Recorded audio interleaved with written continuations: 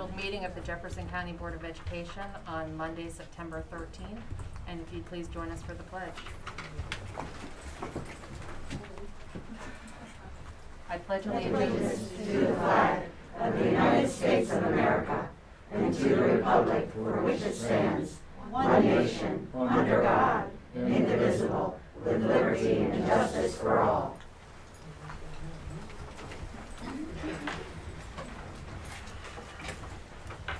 Thank you. Before we start tonight, Pete Doherty passed away unexpectedly yesterday. He was a dedicated public servant and served on the school board for almost 25 years. He'll be missed tremendously by the community. If we could just take a moment of silence, I would appreciate that.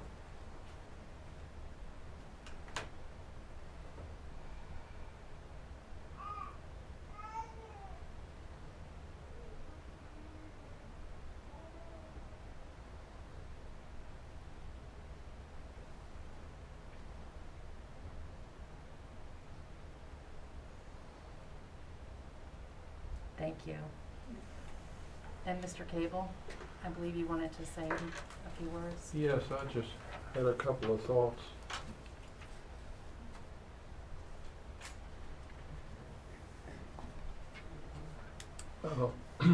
Thank you for the opportunity to honor Pete Doherty, who just passed away. He and his first wife came straight out of college to Jefferson County. He into law enforcement, and his wife in teaching for Jefferson County schools. They both retired from those positions. Pete was a board member on this board for at least 25 years. Of that time, mostly as president. He is the one who encouraged me to become a board member, and that taught me to be a good member and to work to better our schools. It is very difficult to find people of this type these days. He has truly served as a great friend and an outstanding citizen. May he rest in peace. Thank you. Thank you. All right, so we start our meeting this evening with a recognition. We do. Thank you so much. It's actually very fitting that we should actually end the previous discussion in a discussion of service. We have so many people that it takes to make this system work, to serve children, to serve families and parents, and many of them behind the scenes and unsung heroes. So you saw posted up that there's a proclamation from Governor Jim Justice proclaiming September 23rd as School Service Personnel Day. And in that proclamation, they talk about service personnel being dedicated. And I think that proclamation doesn't go anywhere near far enough. They are dedicated. They are hardworking. They are connected to kids. They are loving. They are kind. They are oftentimes the first person a kid sees, the last person a kid sees, and sometimes the person that they trust and love the most in a setting, and they make an enormous difference. And we have several of them here tonight that we'd like to bring up one at a time to introduce themselves and say where they work at and their jobs and say a few words. So actually, I guess we start with Mr. Paget. I'm Larry James Paget. I work at Washington High School and been a school employee for working on my 22nd year. And I go to work every day with a smile on my face. I enjoy what I do, and the kids are a big part of that. They just to have a kid come up and say thank you for what you're doing, you know, being a custodian in the school, that means a lot, and I appreciate them as much as they appreciate me. Thank you.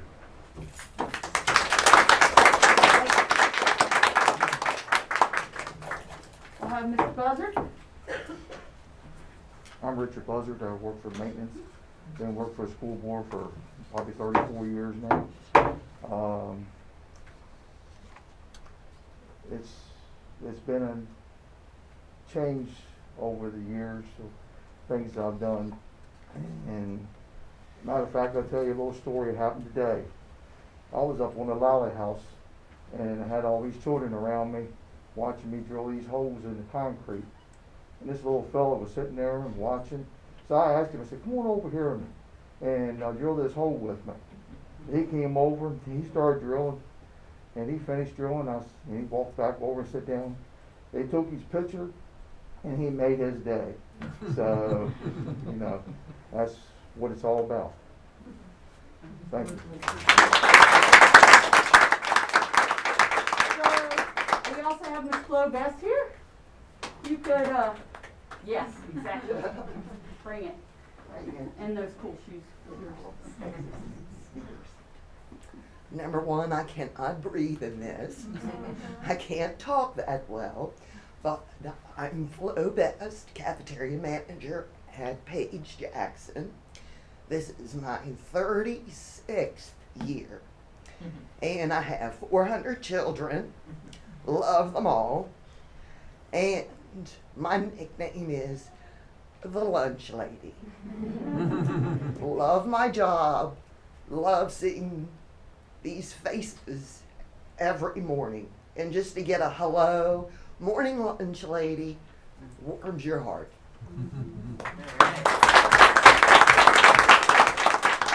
And makes amazing spaghetti, I might add. We also have Miss Barbie Scott over here. Woo-hoo.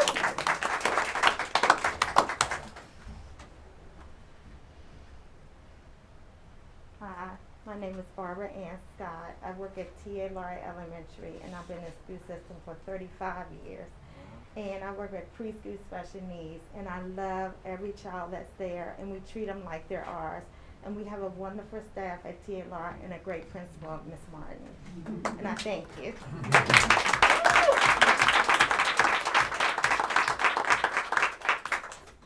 Okay, and I believe that we are batting cleanup for us is Miss Heather Pindell. For those of you who may not be aware, Miss Pindell was not only the Service Person of the Year for Jefferson County Schools, she was chosen as one of the finalists for Service Person of the Year for the state of West Virginia, and she has represented us magnificently on the local and the state stage. So, Miss Pindell. Thank you. My name is Heather. Thank you for having us, and thank you for honoring Service Personnel Day and all the effort we do for our students here in Jefferson County. I have been employed with the school system for 32 years. 30 of it was a school bus operator, and this is my second year as transportation supervisor. I can tell you that the last couple of years have been very different, very challenging, but we as a whole got through this. We made our kids our top priority, and I've always said it takes a village to make success, and I worked closely with Flo. We got food out for our kids. We had our mechanics loading buses. We had our bus drivers and our aides gathering food up and transporting to kids by bus and by personal vehicle. We had our secretaries making phone calls. We had our teachers delivering food or delivering items for school. So we made this successful because we did it as a team. So thank you. If you could please join me in honoring all of these magnificent service personnel.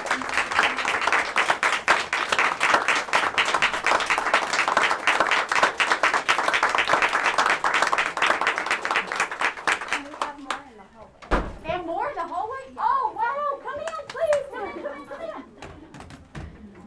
They're like, oh, please don't make me. Please, come on. Oh, okay.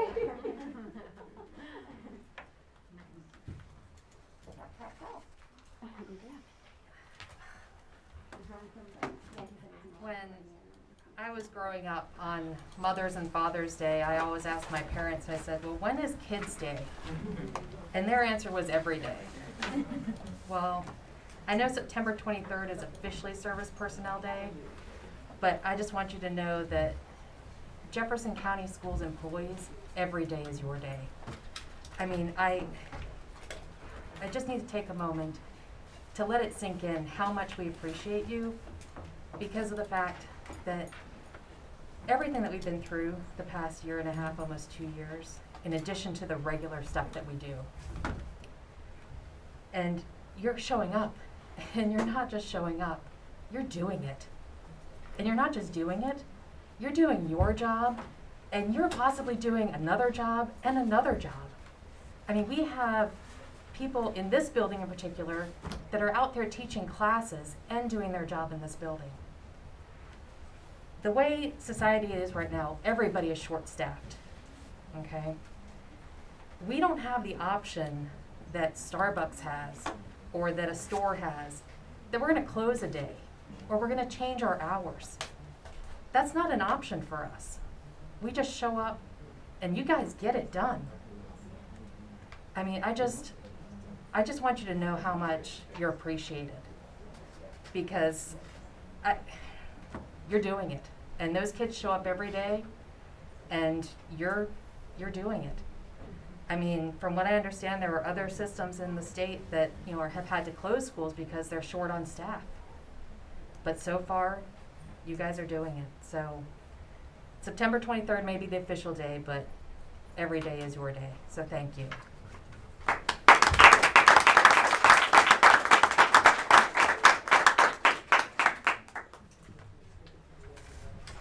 All right, moving on to number 3, a presentation, update on school counseling review. Dr. Gibson? I think the first thing to do is to let these folks who get up or having delivered donuts to the bus garage before and asked JR what time I need to get there, and he's like, oh, you need to get here at 5.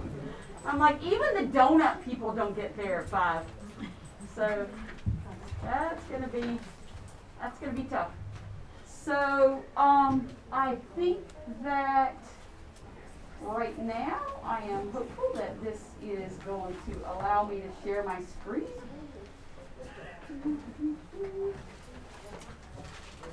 With folks. So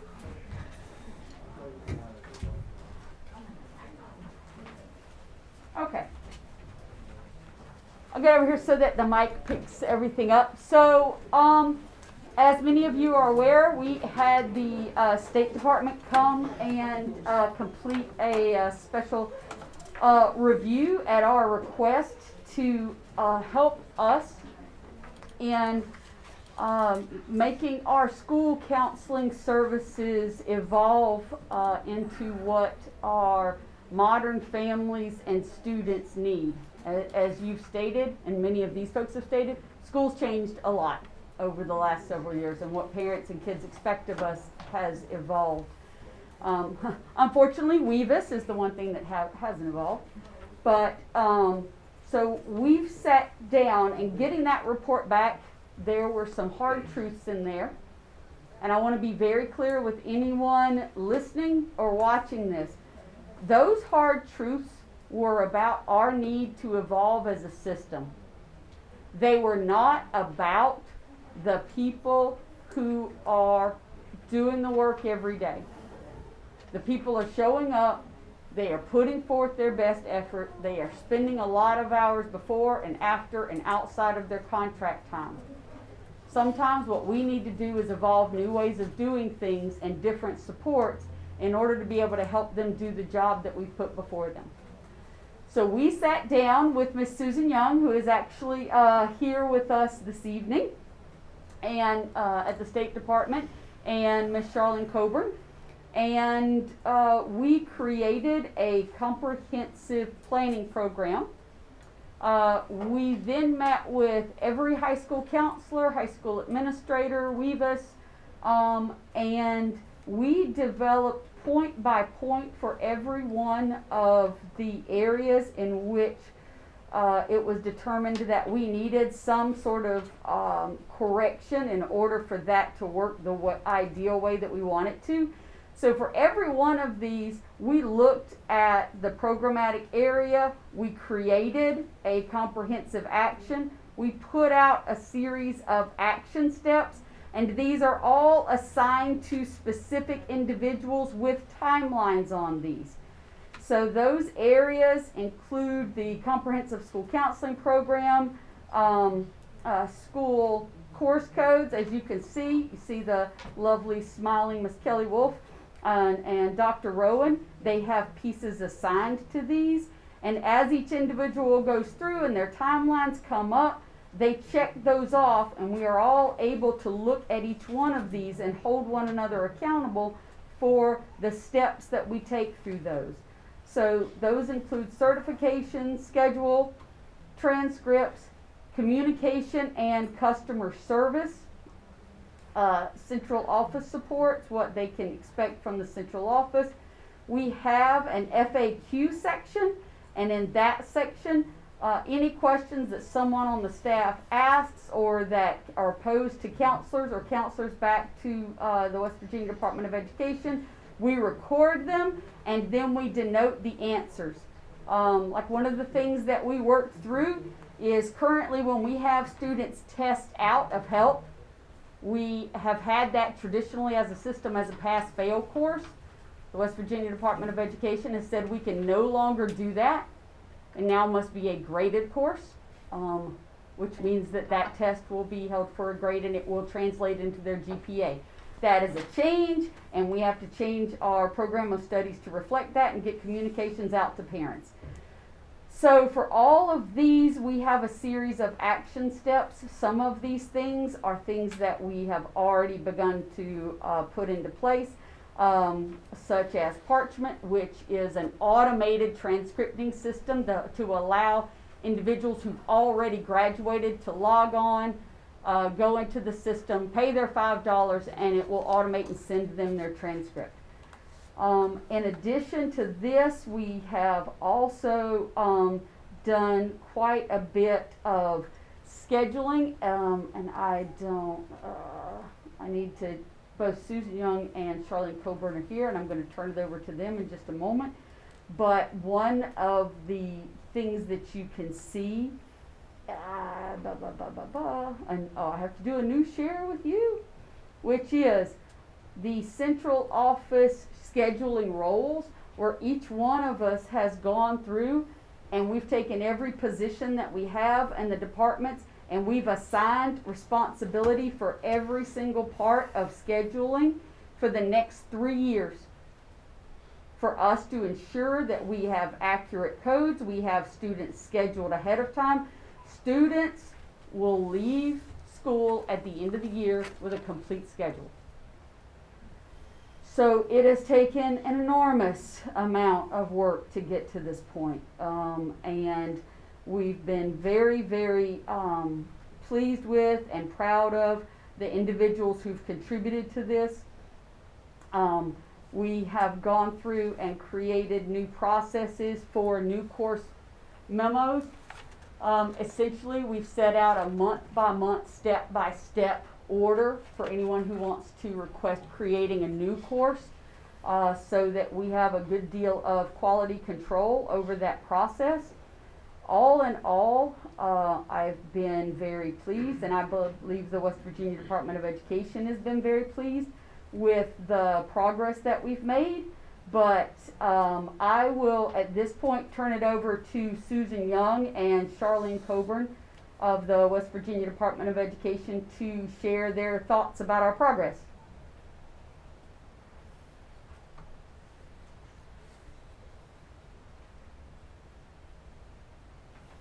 Oh, Ms. Coburn, you're muted.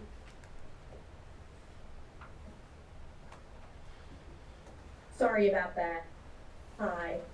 I serve as the officer of the Office of Support and Accountability, and I just want to express my appreciation for the Jefferson County Board of Education and Superintendent Gibson for being proactive and requesting this special circumstance review. She speaks correctly when she talks about the system, and that's what our team determined, that there were some issues with the counseling system that was in place. And her team and her office has been very proactive in planning and working with Ms. Young in our office and providing step-by-step plans for every finding in the report. And before I turn this over to Ms. Young to talk a little bit more about the specifics of the program that we're using to track this work, I would like to express my condolences to your community for the loss you're experiencing. Susan, would you like to talk about the website that we're using and share some of the steps that have already been taken for improvement in counseling in Jefferson County?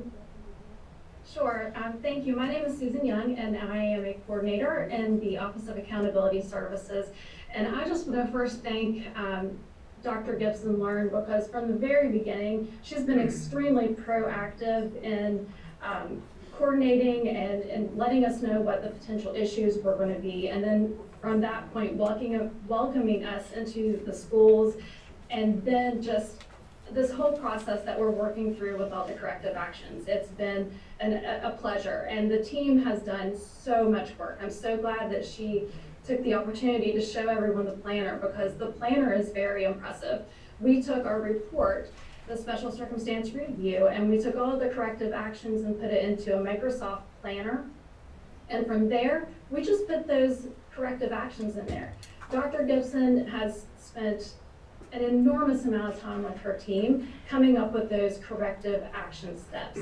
And they've gone into the planner and each one of those areas and added individual steps to each one of those areas. And it is a tremendous amount of work that they have put in just a short amount of time, because they got this report in July. And so in 1 month, it is extremely impressive, the progress that has been made. Besides that, we are meeting every month with our team to go through the planner and see where we can provide support. We are scheduling professional development, and we actually were working on that today for WEVIS, so that we can make sure that everyone has the same knowledge and skill set that they need to have for WEVIS, which is coming up in October. I'm also joining the monthly counseling meetings with all of Jefferson County on Fridays, 1 Friday a month from here for the next foreseeable future. So we are here and supporting, and it's just been a wonderful experience to work with Jefferson County Schools. Thank you very much, ma'am. So I will be coming back to you. We have a review at the semester break, and I will be coming back to you ahead of that review to give you a progress update on this planner and our actions, so that you can see it from the point of view of the counselors, and you can see the progress on the task lists. And you will then have a verification review by the West Virginia Department of Education, where they will come in after the first semester and they will issue you another report on the progress that we've made. So we are holding ourselves accountable for getting the results that we need for kids. So, thank you. Thank you.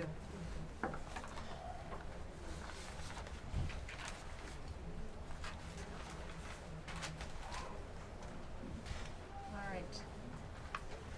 Next up, we have the Deputy Superintendent for Instructional Support update.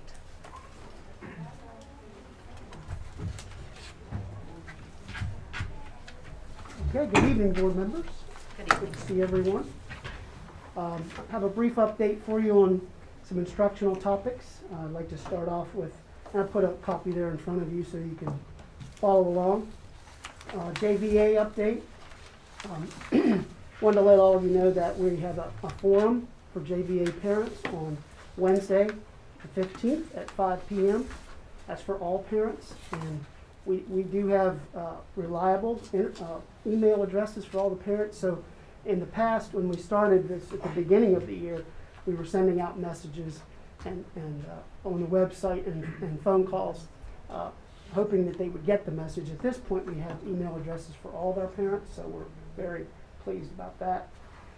Afterwards, after our meeting on the 15th, we'll also follow up with individual, family, and teacher conferences on Wednesday and Thursday.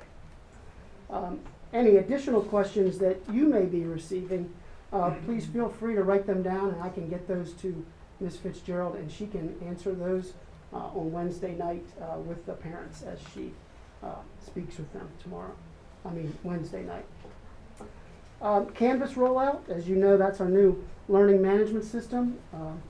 We are checking in with principals and our academic coaches. Our coaches have been so important in this, learning how Canvas works and also helping to train teachers in each of the buildings. So as we move forward, as with any new thing, we've been making adjustments, and so things are going well with Canvas. 48 to remote is a document that was in place in the event that the school system would need to go remote. And it's basically defining people's responsibilities and who does what, so that there are very clear and concise guidelines, what the school does, what the administration does, what the central office people do as well, so that all things are covered. We had I had my first principals meeting on 9/7 last Tuesday. Great meeting, and some of the topics, just wanted to share some of the things that we talked about. We took the 48 to remote document to the principals, asked them for feedback on that. What are some things that need to be tweaked from last year to make sure that we are prepared in the event that we would have to go out remote as a district. We also took some time discussing the difference between what an academic coach does versus what a teacher mentor does. Because sometimes if you have overlap, then our new teachers are getting different answers from different people. So we wanted to clearly define what those were and ask principals for feedback there. Also, something new, we have an assessment calendar, which basically defines all the assessments we're giving to our students and the windows that we'll be giving those in. And we pass that out to the principals and are in ongoing discussion about that. Hope to finalize that on the 21st at our next meeting. And finally, I'm sure you've all seen the calendar that gets approved by school districts. Has that grid, and then it has colored boxes with letters in it, and it really doesn't mean anything to anyone other than the people who develop it. So we wanted to put it in a format that's easily understood by parents and by employees. So we're working on calendar highlights for staff and parents, and that is currently ready to go out. And then finally, I wanted to let you know that we are in the process of beginning our instructional walkthroughs. Those start in October, and folks from the central office going out to schools, getting into classrooms, giving feedback to teachers, visiting with the principal afterwards, finding great things in classrooms, and we're really looking forward to that. So that starts in October. And that is my update for this evening. Yes, ma'am. Yeah, I have a few questions. So, can board members go on those walkthroughs with you? I'll defer to Dr. Gibson. I don't believe so, but I don't know that for a fact. We haven't previously had board members go through on there, but however, if a board member would like to go through on one, just notify us ahead of time. And once we have the schedule, we'll let you know what the schedule is, and you just tell us which ones you'd like to see. Would we be able to view the virtual classes as well? The virtual classrooms are on a separate platform. In terms of going into the school and seeing those, certainly we could set up, again, with notice if there's a particular school or if there's a review of JVA, we can do a random selection of teachers and go from there. Because I just have a couple more questions. I just noticed there's a lot of adjuncts on the consent agenda for the last few weeks. So are there full-time teachers on this virtual program? Yes. So why are there so many adjuncts? There are many adjuncts at the secondary level because there are classes that are not offered that we need to offer. And our adjuncts have been doing a great job of filling in and taking those courses on. So I'm just curious how they're paid. Like, is there a different fund for these adjuncts? Or? I don't know if there's a different fund. It's all part of the JVA program. Oh, okay. Yes. All right, thank you so much. You're welcome. Thank you, Mr. Banks. All right. Next, we have the approval of the minutes. Is there a motion to approve the minutes of the regular board meeting held August 23rd and the special board meeting held August 20th? Thank you, Ms. Ogden. Is there a second? Second. Thank you, Mr. Cable. Any discussion? I have a couple concerns. For the 20th, so I was told that Ms. Harner is no longer to put comments that the board members have into the minutes. Yet, I notice that there's a comment from you, Ms. Skinner. So I just wonder why my comments, I'm told my comments can't be included in the minutes, but I notice other people's comments are able to be included. That's the first question. And then for the, the 23rd meeting, I disagree that the executive session was held for a personnel reason, and that's just my opinion. So, that's. I'm not quite sure what you mean by that, but. Which thing? Both?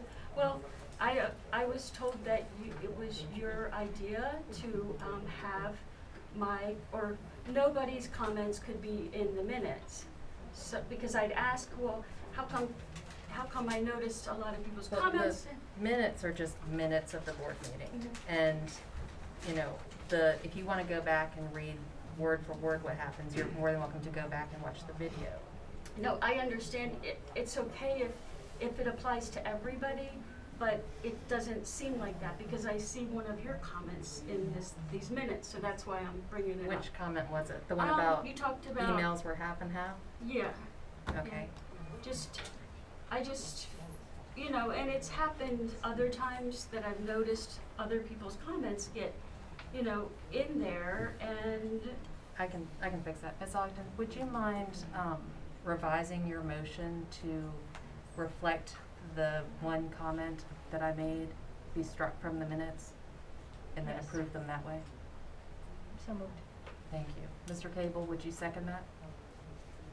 Well, I didn't understand all of what you said, I'm sorry.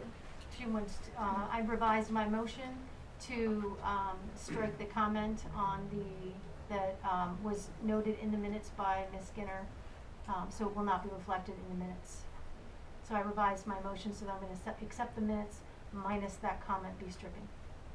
Would you second that, please? Second. Thank you. Any other discussion? All in favor of the revised minutes, say aye. Aye. Aye. Opposed? Okay.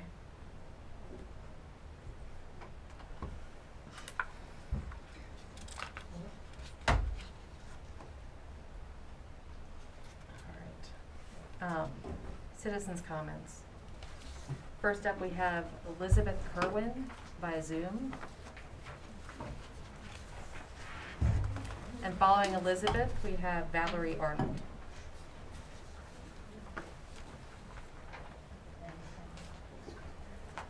Hello. Hi, can you hear me? Yes, Yes. ma'am. Okay, sorry. That's okay, whenever you're ready. Okay, this will just take a second, and I'm just trying to find the camera look right at you. I just wanted to say thank you so much. I was at the last meeting where we were discussing mask requirements in the schools, and I wanted to share my deep appreciation with the Board of Education members who voted to require masks in school following CDC guidance. That made a huge difference to my family, a huge positive difference. I urge you to continue to follow CDC guidance and best practices in schools, as they're currently saying that regardless of vaccination status, they recommend masking for everybody. Again, huge thank you. And I also wanted to urge some compassion for those who are on the no mask side. I don't agree with their concerns, but I'm hoping that we could offer them some compassion in terms of if they want to keep their children out of school until the conditions change, to make that as easy for them as possible and as easy as possible for them to re-enter when conditions are more comfortable for them. But again, a big thank you to the Board of Education for listening and for following the CDC guidance, and I hope that you will continue to do so. Thank you. Thank you. Next up is Valerie Arnold. and followed by Karen Buck.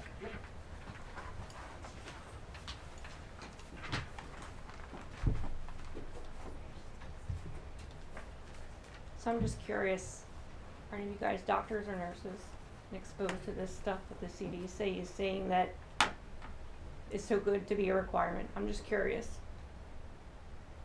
Just curious. So I just want to point out a couple things. In a August 2021 article published by David Zweig to the New York Magazine, they did a study of 90,000 elementary school students in 169 Georgia schools, November through December of last year. Findings were statistically significant that showed no difference with masks for the kids, okay? Also in August of 2021, the ACLU with Disability Right of South Carolina brought a lawsuit to South Carolina over masking in schools. It's one of the 7 states, along with Texas, Iowa, Oklahoma, Arizona, Utah, and Florida, that have policies in place banning schools from mandating masks. 13 states have laws that mandate masks in schools. Children with disabilities are suffering greatly, okay? Physically, emotionally. I think I brought this up the last time I spoke. So you might want to tread lightly, West Virginia. This is a very serious issue here. I'm just here for accountability. I have no stake in this personally. My kid is out of school. But I'll eventually have offspring that will go to these schools, I'm sure. So, and everybody who, you know, I'm speaking up for people who are afraid to speak up. There's no reason to be afraid. One person can make a difference here. I mean, I see this every day. This is ridiculous. Somebody who creates a vaccine and the virus and has a patent on it, it's a little bit of a conflict of interest. You might want to go do some research.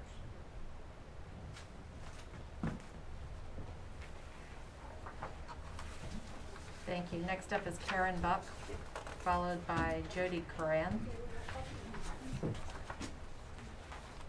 Yes, we do have a lot of great people in our schools, and we thank them. But everything is not peachy keen. My name is Karen Buck with the Citizens Comment, which is purely my opinion and meant for entertainment purposes only. Good evening to the now 6 board members, which the optics have not been lost on us. Okay? The internet is forever, period. No matter how hard you scrub it. In July of 2014, a criminal lawsuit was filed in Virginia in relation to massive child abuse of students. The defendants were the Virginia Department of Education, Henrico County School Board. The criminal lawsuit alleged that students suffered due to a code of silence in the schools, cover-up, and indifference towards students, meaning they didn't care. I heard it cost that school board $20 million of taxpayer dollars to settle that lawsuit. I urge everyone to read Congressional Bill H.R. 2083 of the 113th Congress. It's only 7 pages. It's called Protecting Students. I want you to pay particular attention to page 5. In May of 2015, Jefferson County Schools got a new superintendent. Since January, we have seen communist critical race theory, black math genius segregation program, masking of children, school vaccine competitions, the threat of vaccine clinics in our school, high school counseling department failures, teachers quitting, unclear school budget entries, and now we have this. Okay? We have this.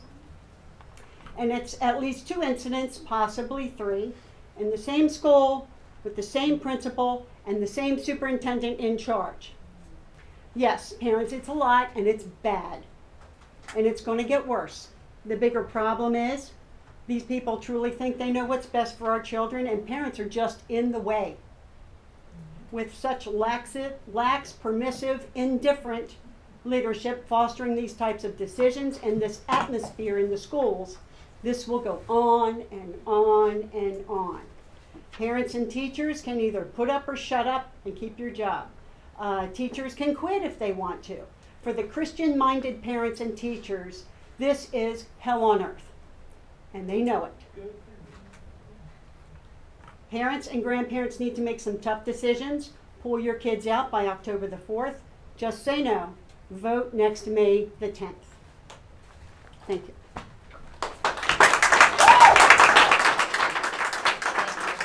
Next up is Jody Coran, followed by Jennifer Krause.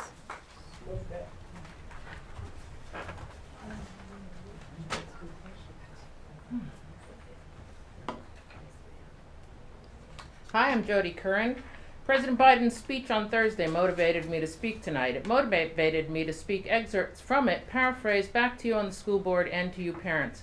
I trust you all listened to the speech because why wouldn't you? When a president speaks, all citizens and students should be listening, not to the cliff notes on the news afterwards, but always straight from the horse's mouth. We are adult thinking humans and can listen and learn for ourselves. The speech was full of powerful words to all Americans, and if some of his words don't sound familiar to you here, then shame on you for not paying attention. I've paraphrased for us. Good evening, my fellow West Virginians. I want to talk to you about where we are in the battle for our children's education. Parents, it starts with you understanding this. We have the tools to combat the woke virus. If we can come together as a county and use those tools, if we raise our expectation of schools, protect ourselves and others with knowledge, expanded testing, and identify people who are woke infected and quarantine them.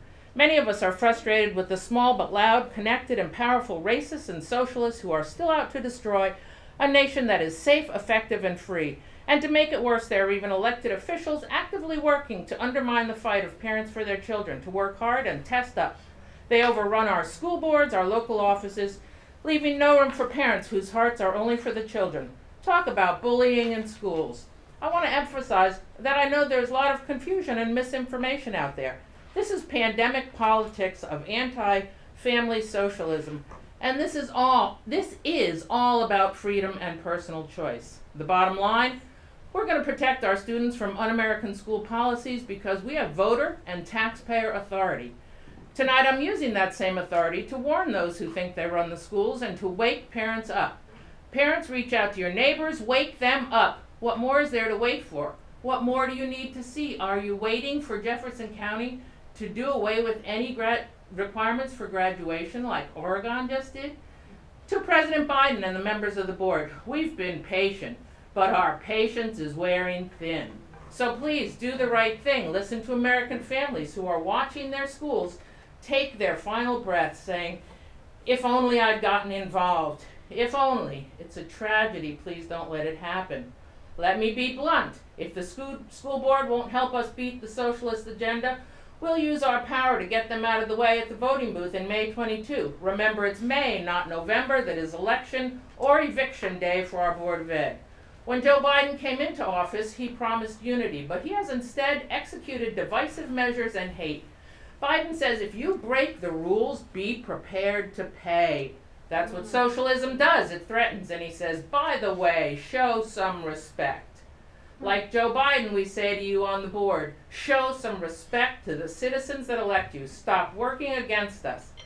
Let me close with what President Biden said. I'll paraphrase a little. Now is a critical moment. Parents, we have the tools. Ma'am, your time there is is up. nothing we can do. Ma'am. God bless you. Parents, Ma'am, wake your up. time's up. Thank you.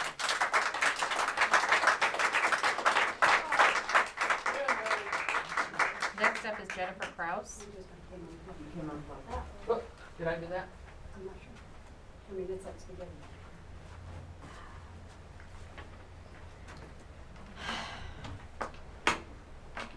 Here I am.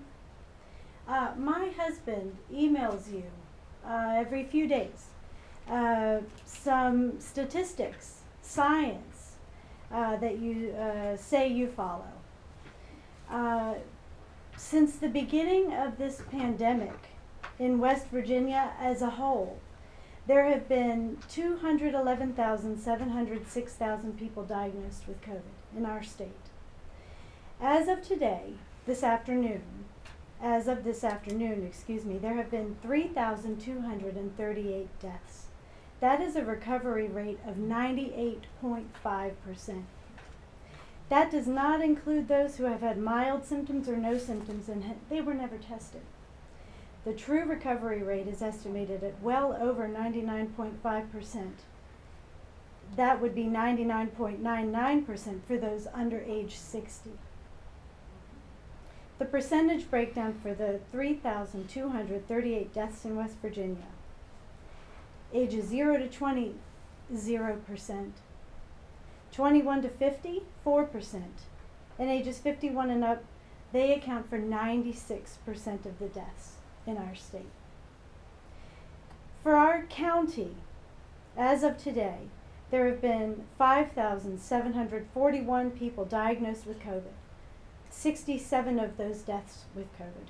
That is a recovery rate for Jefferson County of 98.8%, which is better than West Virginia as a whole. The breakdown of these 67 deaths in Jefferson County, ages 0 to 20, 0 deaths. 21 to 50, 4 deaths. 51 and up, 63. That is 94% of the deaths in Jefferson County. These are not our children. These are not in our schools. This year, there have been no deaths of anyone under 40 in Jefferson County. Since the beginning of this pandemic, there has been only one. I would like to know, now that we all know that Dr. Reedy was speaking for himself, not the Board of Health. Why are we allowing our children to bear the brunt? Why are we forcing them to go through their day with a mask on? Why are we quarantining entire classfuls of children when they're all wearing masks? Why? Makes no sense. It makes no sense. Our children are not at risk. And if they're worried, if people are worried about them bringing this home, I'm sure that their parents, their grandparents, anybody concerned have been vaccinated or can get vaccinated if they so choose. I'm Thank you, tired ma'am. of this. I am fed up and y'all are losing students.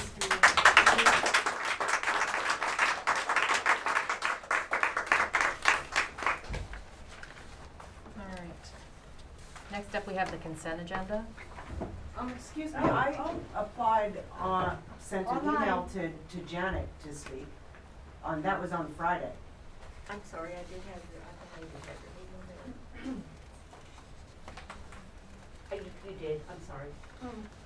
Okay. But Ms. you Fulton. didn't sign up today, that's why I didn't have your Well, email. so the Okay, last you time signed up for tonight, is that correct? I signed up He for said- tonight to speak. Okay. And But you didn't sign up outside. I Yeah, didn't that's why I missed your because- name. No, Oh. Ms. Fuller, you're welcome to speak then. Thank you. We just missed your name, sorry about that.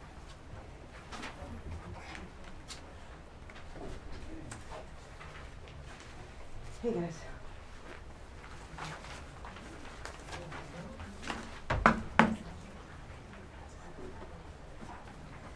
Hi, as you all know, my name is Barbara Fuller. What you might have heard is that I have filed my pre-candidacy for Board of Education. Like last time, I'm sure the word is out that I should not win because I'm a mean girl. And we all know that mean girls don't care, but I do. Just so happens in the past couple of weeks, service personnel have been contacting me. It's disheartening to read their emails. I'm going to pick one group tonight. There are bus drivers. Some of these complaints are that these buses are so overcrowded that you have 3 students to a bench seat. It's unsafe. It's not so bad when the kids are tiny, but when you have high school and middle school kids, it's just dangerous. Some people have come up and said, hey, did you know that I see kids riding, sitting in the aisles? I can see them from the back of the bus as I'm following them. That's insane. If my kids rode the bus, I'd be so mad.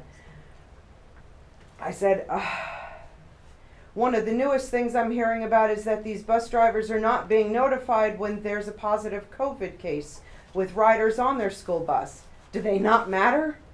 Do they not get to know if someone was sick on their bus? How are they supposed to handle it in their own homes? We are so concerned with grandparents of our students, but did we ever consider once that our drivers might have elderly at home?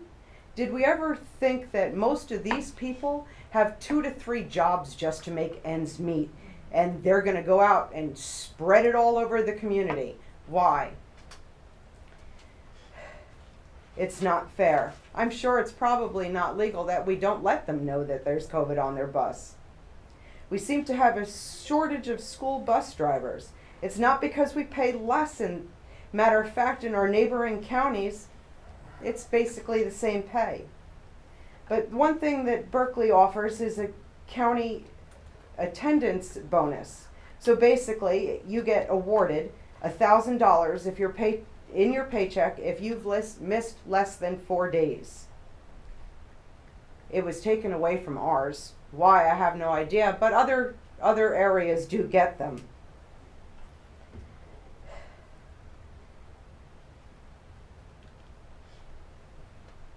There's no incentive for them to come to work when they're treated so horribly. I think it's fair time with everything that they've been put through, from mandatory masks in 100-day heats, with buses with no air conditioning, to the possibility of being force jabbed. It's ridiculous.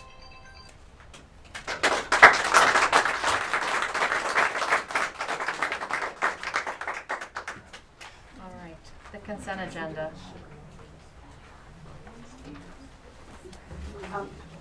We have a couple of folks here that I'd like to introduce from the consent agenda.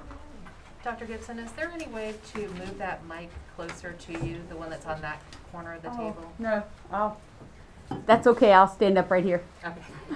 I need to get up anyway. So on your consent agenda tonight, with the recommendation from the superintendent, is a new administrator to our system. Mr. Robert Bittner is here with his family. Mr. Bittner comes to us highly recommended from Arlington, Virginia. He has 4 separate certifications in administrative, K-12 curriculum, history, social studies, and elementary education, a master's and a bachelor's from the State University of New York. Thank you for finding your way down here. I am recommended that he be appointed the new assistant principal at Shepherdstown Middle School. Mr. Bittner, if you could introduce yourself and your family, that would be great.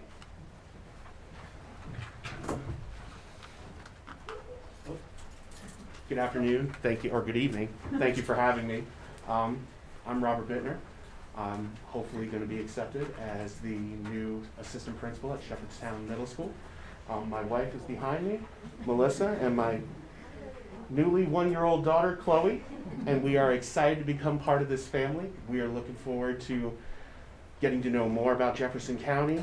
We are in the process of moving in this direction, and I am ready to serve this community of learners, and parents, and students, and couldn't be more delighted to become part of Jefferson County Schools.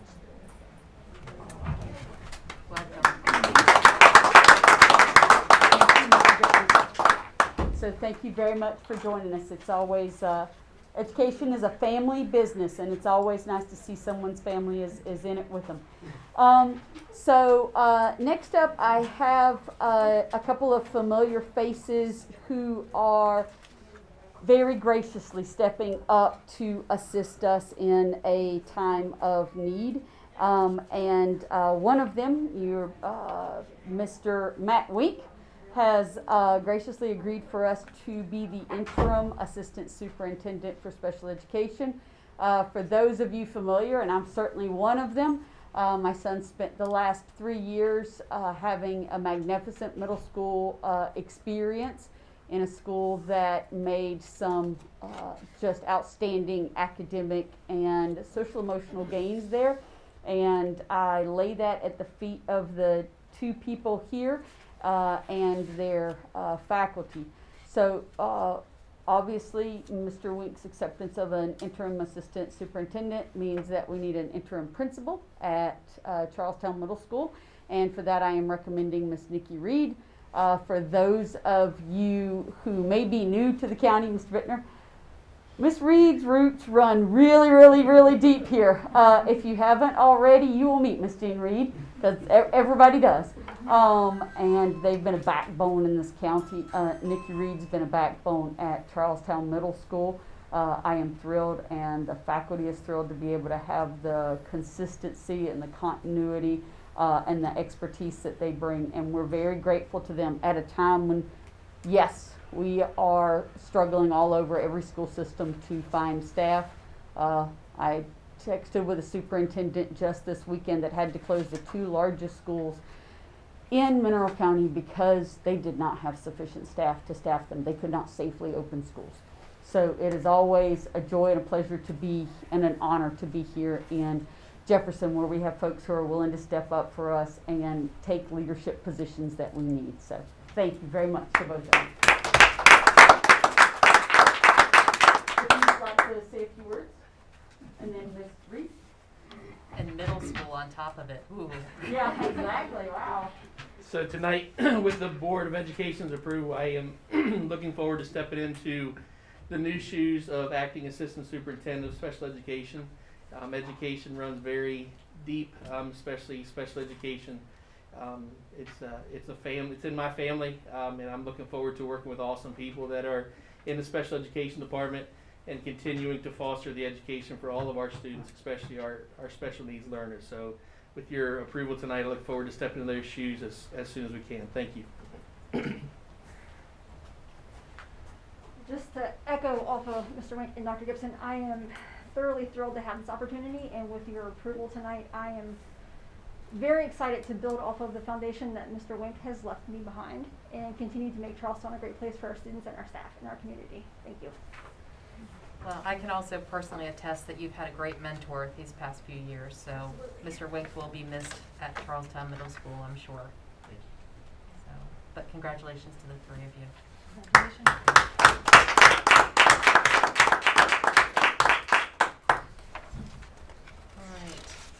And then I saw there was one deletion of number 17.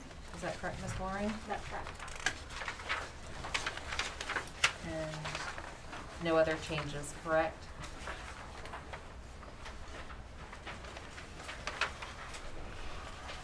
All right. Is there a motion to approve the consent agenda with number 17 deleted? Thank you, Mr. Osborne. Is there a second? Second. Thank you, Ms. Ogden. Any discussion? Yeah, a couple of things. First is for the finance.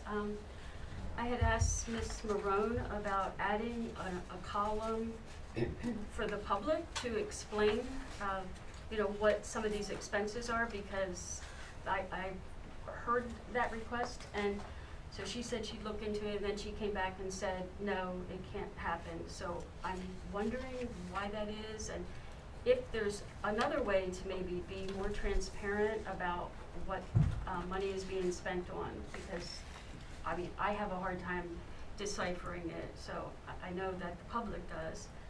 That's the first thing. So the other thing is, I'm just curious why it's an interim assistant superintendent. I guess you can't answer that, but another question is number 44, this new position. I'm asking what this is about. It says position creation, then it says position change, so which one is it? And there was a attachment given to the board that is really hard to make out because it's still in a draft. It's in the form of a draft, so it's red lines and. Well, that shows us what all the changes were. That's the purpose of giving us that. Okay. So what's the purpose of this change? The purpose of the change is that it's replacing somebody who has left the Human Resources Department. So we're replacing that position, but we're requesting it to replace it from a facilitator to a coordinator, which is a higher level position, and from 240 days to 261 days. But why? I mean, that's what's right. The reason why is because it's a year-round service. It's a year-round support that we are needed and required to provide for our school community. We have service positions that need to be staffed for the opening of school. So having it on a shortened contract does not produce the time and the ability for somebody to do that. In addition, with the increase of summer programs and summer positions, it has cost a significant amount of manpower on my department to coordinate that between the departments that need those positions and also with payroll. It really is the central piece into making sure that everything is posted, hired, and through communicating all that necessary stuff to payroll. So it's quite a big lift. It has caused some staff to leave as a result of that pressure. And so being able to have the timeline and the ability to staff where it would be fair to that person who's completing the position. So it provides for better support to function with the demands of the position. In addition, we have several service employees that are 261. So if this position, which in its nature is to support service personnel, and they're on a 261, and this position should be available to provide them this support as well. The facilitator role was designed before I got here to be the backup position to me. However, in the hierarchy of positions within the department, the facilitator technically falls underneath the coordinator. I have 2 coordinators in the department. So if this position is supposed to be my backup, then how does that make any sense if it's down the hierarchy? With the change from 240 to 261, if you are concerned about the increased cost with it, it actually wouldn't be that big of an increase of cost. So really, ideally, the strain on the school system is pretty much non-existent. With the person who had departed, if you replace that individual with a master's 45 with over 20 years of experience, you're only looking at about a $5,000 increase. If you go with somebody who, a successful candidate would happen to have lower qualifications, then it would actually result in a cost savings even though we're increasing the responsibilities and days of this position.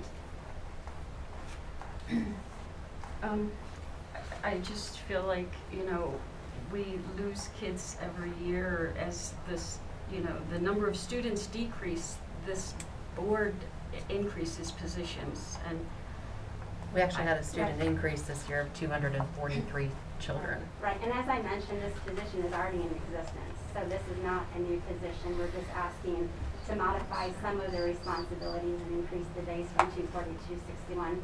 And as I also explained, it does not have a cost burden on the school district.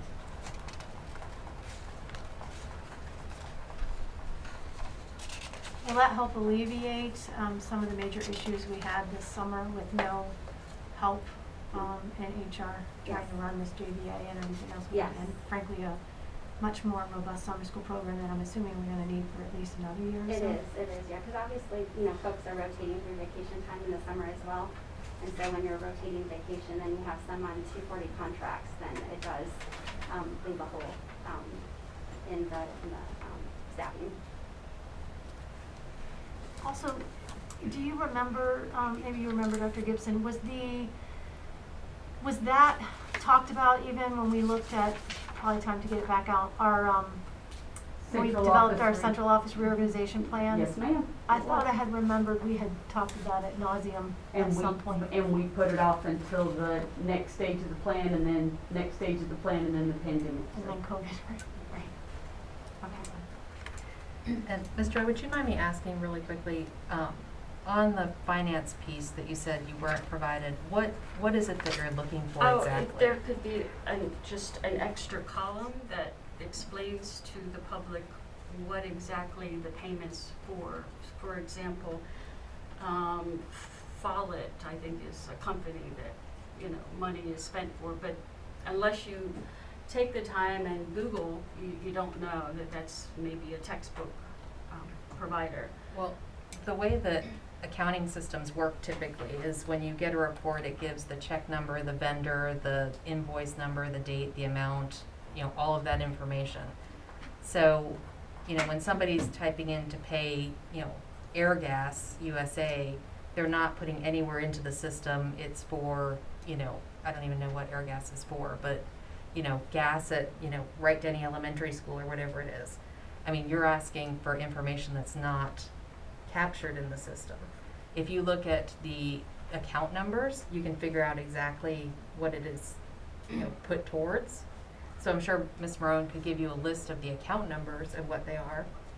Well, I mean, this is not for me because I can ask Ms. Marone. It's for the public who they open this up and they're, why is there so much money for Amazon? What is Atlantic Security? Are we hiring a security private investigator? Well, Amazon's a perfect example. I mean, there's, a half a dozen on here, and like one is for $591. And for the accounting department to go through and figure out, okay, that's for, that $500 is for these 20 items. Do you want a report that lists exactly what that's for? I mean, that's... So, I mean, we know what Jefferson High School is, and of course we know what Amazon is. I said that because it was the first one there, but there are things like Lawson Products. What would that be? Leaning Forward. And some of them get real expensive. Meredith McHenry. I mean, somebody's more than welcome to Google what it is. I mean, Lawson Products, it doesn't have on here, what it does or what it is. That's not their job to do that. Yeah, I'm just asking, that's all. So. In addition to the fact that, our finance department is very, short-staffed at the moment, and our CFO actually was transferred to a different position, and she's kindly keeping her current position until we find somebody to fill it, so. Yeah, I mean, it's not anything for tomorrow, but it's just a request that I think would be helpful to the public, that's all. Okay. It's just not, I live in the accounting world, so I understand, so that's just not a, reasonable request to put on a report like this. It is if you're in the public and your 80% of your tax dollars goes to schools or whatever the number is. They are concerned, so, And they're more than happy to see what it goes to, but what it's, and they're always welcome to come in and request to look at an invoice. I mean, all of our books are open. It's just for somebody to go in there and, I mean, you see how many pages this report is. For somebody to go in there and itemize, this is for 27 gallons of milk or whatever it is. It's just not, that can't happen. I just want you to understand, it's not Ms. Marone being difficult. It's just the way the world works. Ms. Marone's never been difficult to me. I mean, not to my face that I know of. It's not that I'm saying she's being difficult. It's just that, Blackstone Roofing, is that for the, I mean, just some of these are really large, $500,000 for one, $300,000.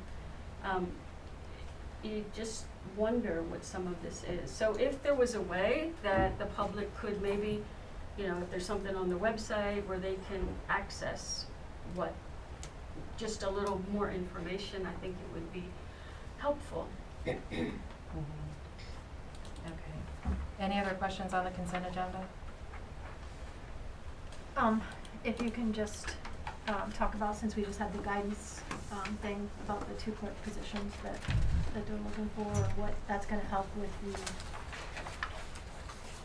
different things that we just went the corrective action plan. What exactly is it going to be? Those are 2 Yes, that ma'am. I think are very necessary. Yes, ma'am. So when we went through the process of defining duties, both with the counselors and with the guidance of the West Virginia Department of Education, one of the things that they were clear about, and you saw some of the work that we did, was to delineate the roles of the counselors versus administrators, and to look at the amount of clerical duties that were assigned to those offices, and like many other positions, the growth and the expectations for their positions over the years. So those 2 positions, we sat down with the West Virginia Department of Education and with the counselors. We created the job descriptions based on the things that they said. Counselors should not be doing these things. They should be with kids. Some things that we handed back to administrators in the building. Some of the clerical things we put in those positions. We had WVDE review them. They were very supportive of us adding those positions to be able to help Right now, our goal is, and you saw it was pretty ambitious, but our counselors will spend 80% of their time face-to-face, one-on-one with students this year. Every single student, beginning with rising seniors, second freshmen, and then sophomore juniors, will have a one-on-one, face-to-face documented PEP plan meeting with their counselor with a signature from the student and a verification from the clerk. So we've put in a very, very ambitious plan, and like anything else, if we are going to demand a certain level of performance, we have to give people the tools and the supports to meet that level of performance. Thank you. Any other questions on the consent agenda? All in favor of the consent agenda, say aye. Aye. Opposed? No.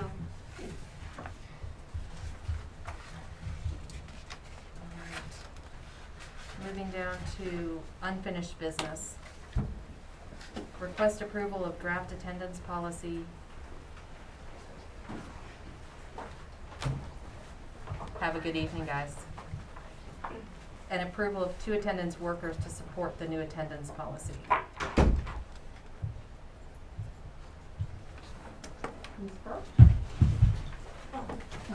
I was waiting for Joyce. Actually, so I do believe that Joyce White, who is remote, I believe that Jason is moving her over for an introduction. Thank you. Thank you. You're so thoughtful and respectful of, hey, I don't want to steal Joyce's thunder, so thank you. Her thunder before she has an opportunity. And You Ms. can White? have all the thunder you'd like, Dr. Dixon. Good evening, Madam President, members of the board. I am here to ask this evening for approval of the draft attendance policy and 2 attendance workers to support that policy. We did have 2 comments when our draft was out for public comment.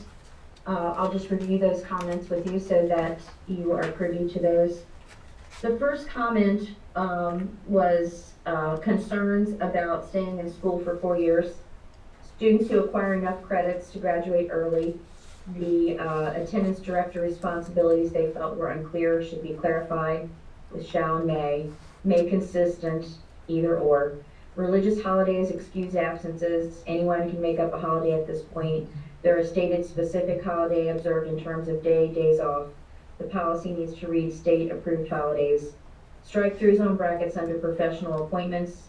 Teachers determining excuse tardies puts more work on them. The second comment goes line by line. Line 254, change may result to shall result. Line 303, change director may to director shall. Line 443 should be the total number of credits, not 4 years, as some finish early. This commenter has seen in the past children be absent and believes nothing happens, but if her child was out, she got letters. She wants it to be all or none, which is a fair and equitable solution. She views it as playing favorites. So those are the 2 comments that we had regarding policy. And I'll await your motion when you're ready for questions. All right, is there a motion to approve the draft attendance policy? And should we do this in 2 separate pieces, Dr. Gibson, or all at once, the positions and the policy? I would say in 2 separate pieces, depending on the policy decisions. Okay. Is there a motion to approve the draft attendance policy with the changes that have been made? Is there a motion? So moved. Thank you, Mr. Cable. Is there a second?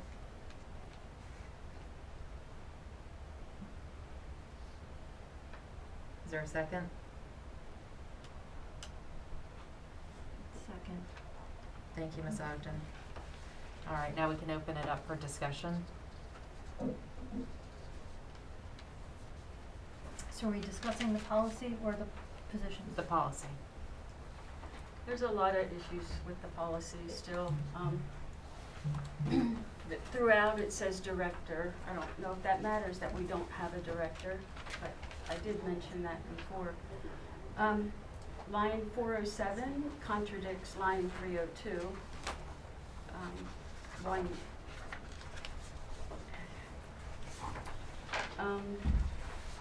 Line 502, there's no condition given, it just gives consequences. So line 571 is kind of vague. Just says that the superintendent shall develop administrative guidelines. Just seems like there should be a date or a timeline for that.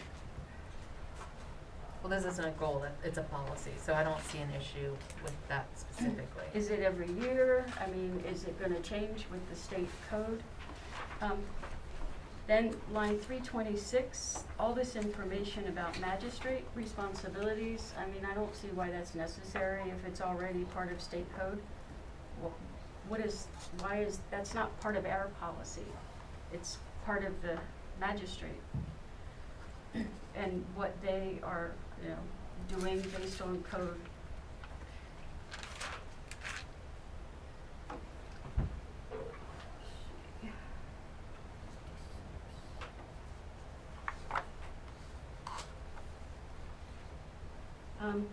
Yeah, I was curious about 56 to 60 compulsory school age. So they have to be 6 years old by July 1st, but then it talks about kindergarten. Could you explain that? So I'm sorry, can you clarify your? Ms. Pearl, would you mind coming to the podium, please? I don't understand this 58 through 60, those lines. It's supposed to begin school by their 6th birthday unless they went to kindergarten, or? So it is saying that compulsory school age does not start until they turn 6 the July 1st. However, a student can enroll in kindergarten. Previously it was a September 1st date, and the state changed that to reflect July 1. Ms. Pearl, you stand at the podium. You shouldn't need to be hunched like that. It should pick you up. I don't want you to go home with a backache. Thank you. So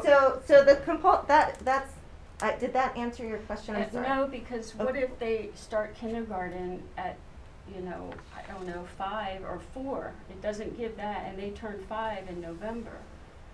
So if a student enrolls when they are 5, once they're in kindergarten, then they are required to participate in the compulsory school age. Once you're enrolled, then you have to meet those requirements. But what the law states is that students do not have to enroll until they are that date. But if they do want to enroll in kindergarten, there's no age for that listed. That's because the state did not have that in their code. That is something that could be added to our policy if the board Well, it just seems that a parent could come in and say, well, my child is 4, they want to go to kindergarten, and now they get to go to first grade at 5, because it's not in your code, but you do say that if they go to kindergarten, then they get to go to first grade. So it seems like that should be made clear. Is that in our policy somewhere other than the attendance? It is in the Code of West Virginia. That's in a different spot. Okay, so it's just in a different spot. So then, why put this in here at all then? Because it's in the state code, and so our policy adopts the state code, and then we made the recommendations that we've added based on the attendance committee feedbacks and the feedbacks from the board. So this is nothing different from the state code, what you're saying? The compulsory school age. The compulsory school age, yes ma'am. So why does it need to be in the attendance policy then, if it's, already? This is a lot of information for a policy. It just seems like if you're gonna do an attendance policy, you would just make it an attendance policy. I think what they're trying to say is that you are in violation of the attendance policy if you don't enroll your child by this age. Okay, so if you're willing to list the kindergarten program, why wouldn't you just list the age of, the age that they would have to be the cutoff for kindergarten? So what if they come from another state and they've had kindergarten, but they had it when they were 4 or 5? If they come from another state and it's a state certified program, in the past, we have had to take them where they are already. If they went through a state certified approved program. In the past. There are states that have different age requirements. And if they're in Maryland and they have started early, which Maryland may let them do, then when they come to us, then we have to accept them where they are. And that's why it says, or upon enrolling in a publicly supported kindergarten program. And there had been in the past some approved programs even within our county that weren't part of our school system. The Montessori program was one that comes to mind years ago that had state approval. Now, I don't know whether it does at this point in time or not. I just think that part's vague. That's the least of my concerns about it. Just seems, like I said, the contradiction of line 407 and 302.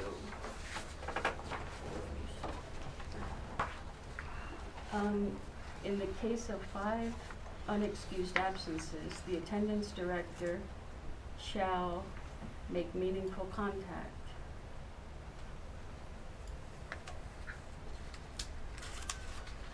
But on line 302,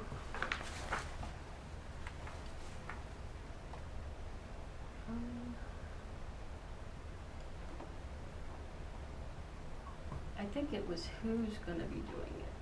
407. 407.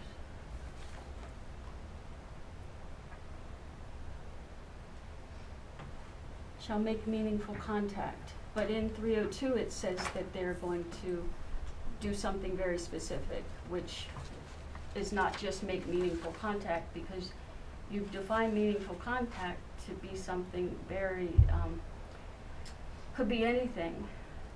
But 302, it says that is a home visit. It's going to happen. So it seems like 407 needs to say there's going to be a home visit. I mean, I don't know why you're repeating it anyway, but Lines 302 to 304 were the recommendations from the attendance committee.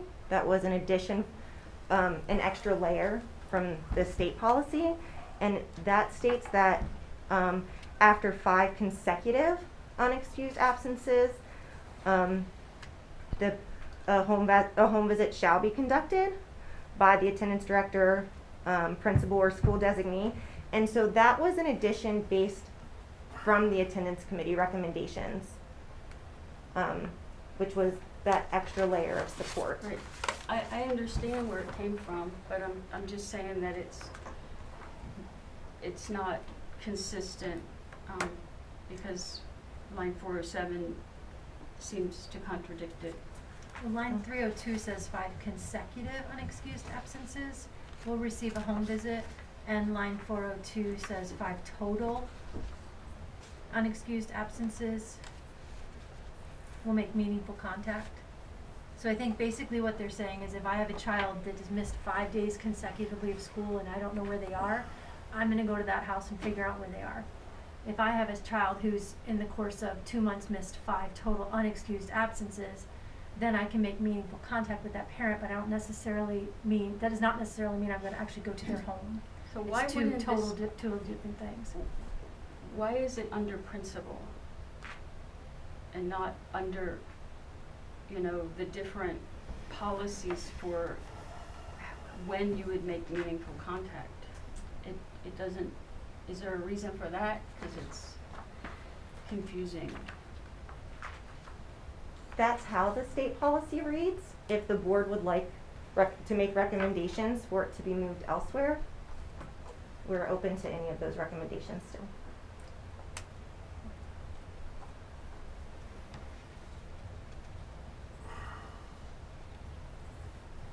Well, I'm definitely glad there's a clarification between the two because, we get parents mad enough when we send them a letter saying their child has missed 5 days I can't imagine what it's gonna be like if we go knocking on their door saying, you know, your child has missed 5 days. That's, so the consecutive and the, you know, 5 total, that has to have a distinction there, I feel.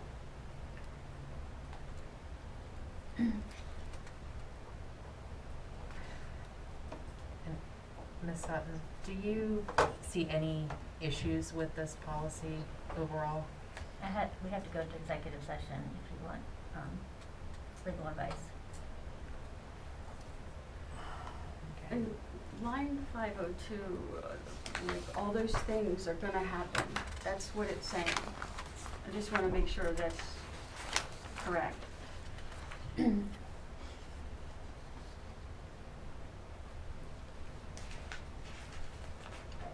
giving counseling, they're put in a truancy program. The parent has to attend a program.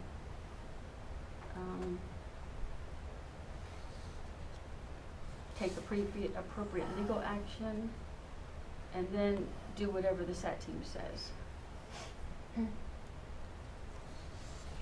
Is that really what you want that to mean, that all of those things will happen? So it should list as there was some discussion before about may versus shall, and the recommendation of the board members were that it should say shall. And so if it reads as shall, then yes, we want our schools to do all of those things. If we change it back to may, then they can do what they feel is appropriate on that list. Is that correct? Yes, ma'am.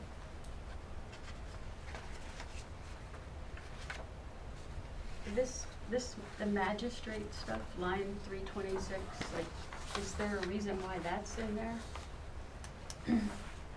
Because that is what reflects in state policy. So long story short, we have to do what state policy says, correct? And we can just do in addition to what state policy says. Yes, ma'am. But if it's already in state code, why do we have to restate something that's just doesn't seem relevant, unless you're saying that the school system is somehow encouraging this magistrate. I don't know, it just seems like it just shows up and that it's not, it's already part of the code. When there's an attendance policy from the state, may I just ask a few simple questions just to get greater understanding here for myself and anybody else that's watching and doesn't know how this works? When the state has an attendance policy, is it written just like this? I mean, and then we add stuff to it throughout it, correct? We don't take the state policy and move stuff around or anything like that. We just take the policy and we add to it. Is that correct? Yes, ma'am. So if I were to take the state policy, I would see this, and then it might not have this paragraph here, or it might have not these 2 words, or, you know, whatever that might be.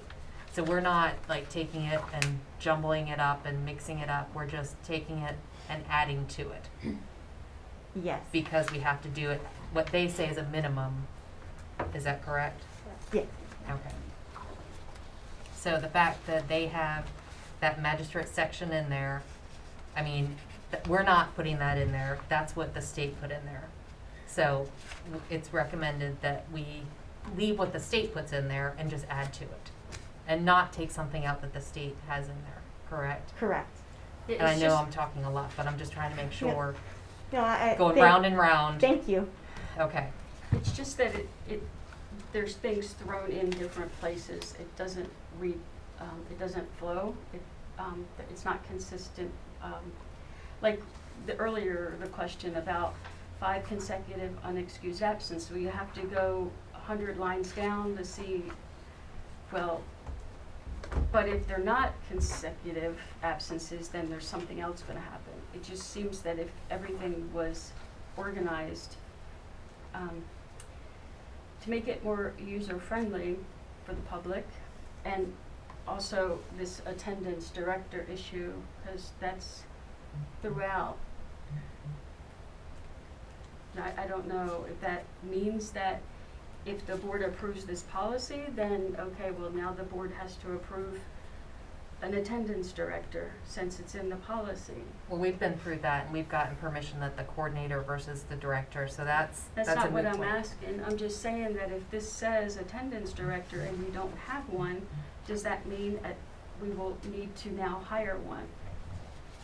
Or should you just change this from director to coordinator? So if it's the will of the board, the attendance director language is from the state code.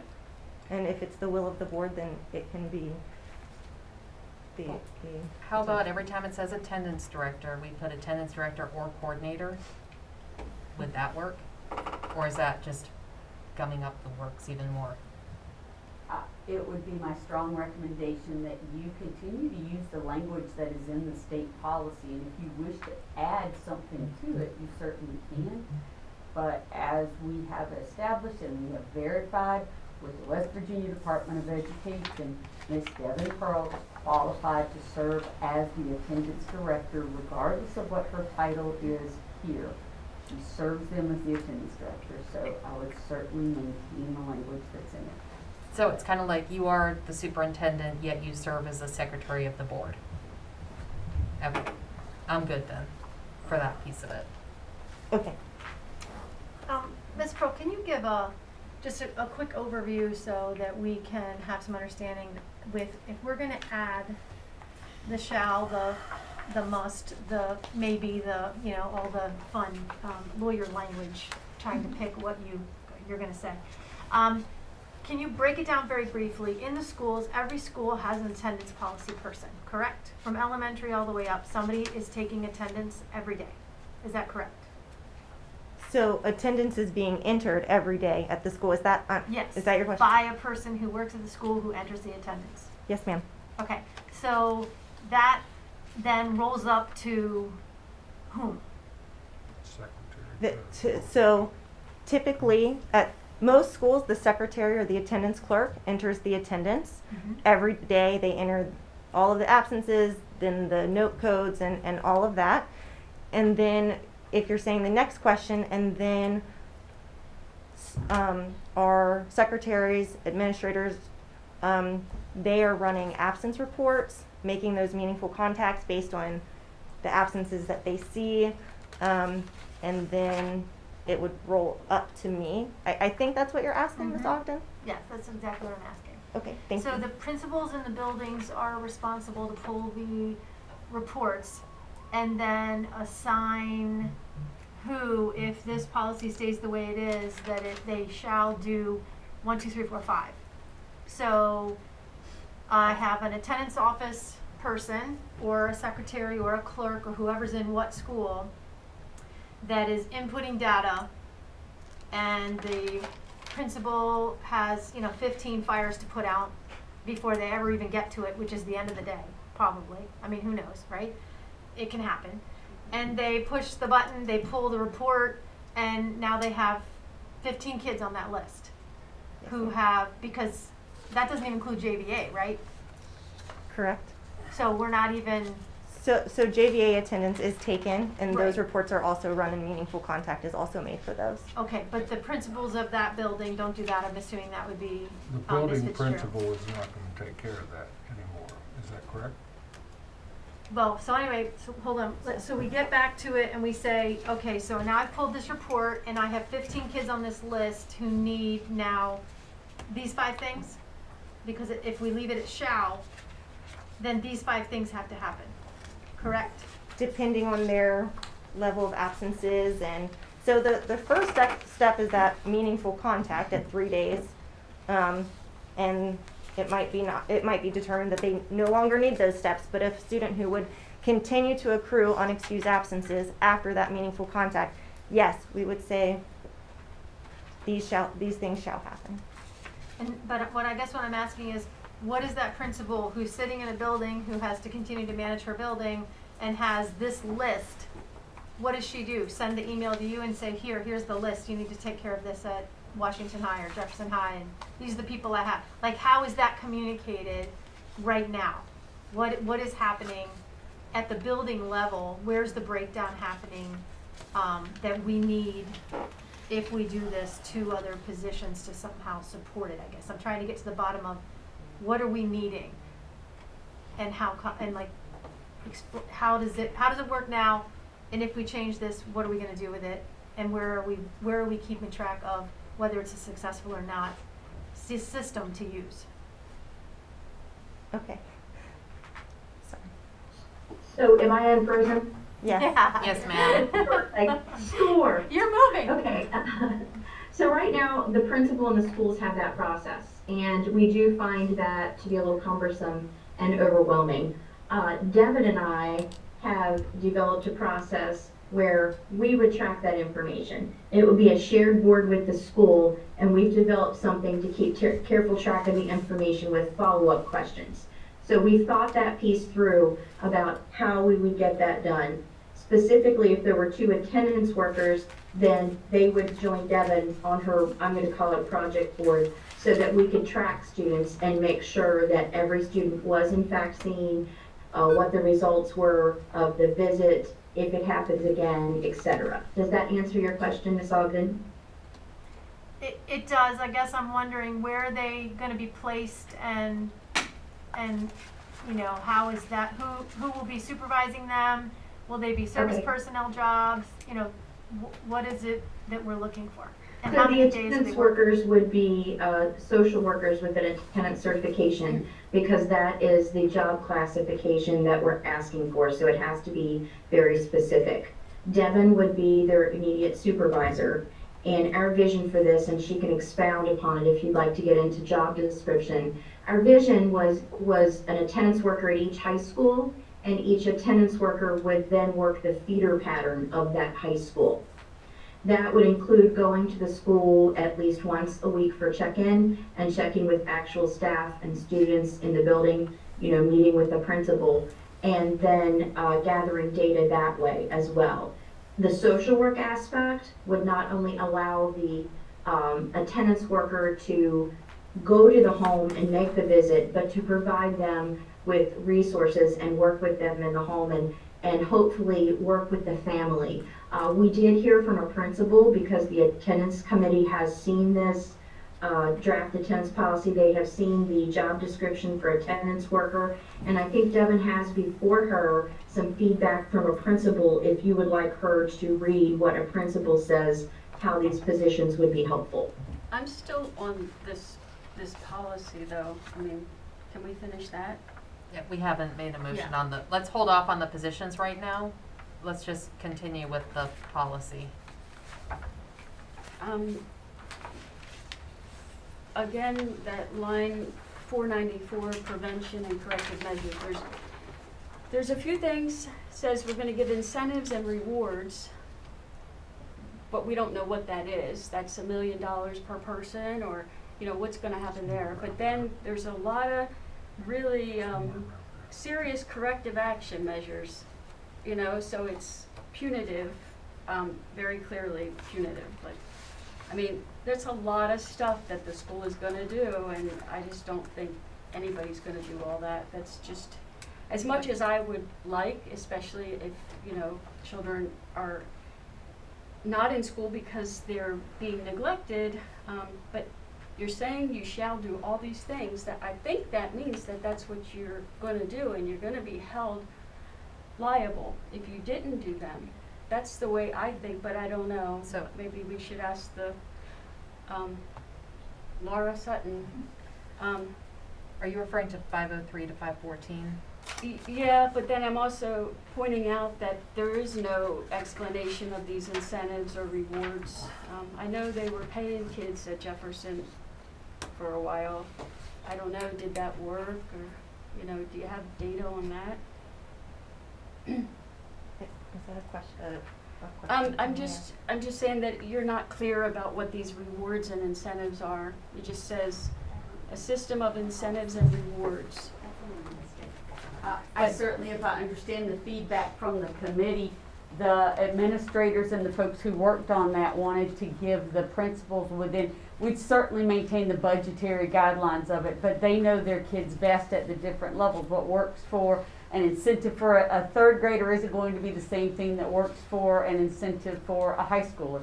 To your point, encouraging folks to come to school when they had the Renaissance program and the cards, hey, if you have this level of attendance, then you can go into a drawing for a parking space close to the school. So things that are incentives for different levels. We trust our administrators to know their children well, and they do, and to be able to offer them the support that those incentives within bounds are going to be motivating to those students. So we have the same procurement laws we've always had for what we can and can't do. We don't purchase gift cards, we don't hand out cash, they're not those kind of things. They're things that are there to motivate kids to come. Graduation tickets was a big one at one point. At one point, extra graduation tickets above and beyond the standard for everyone. Yes, ma'am.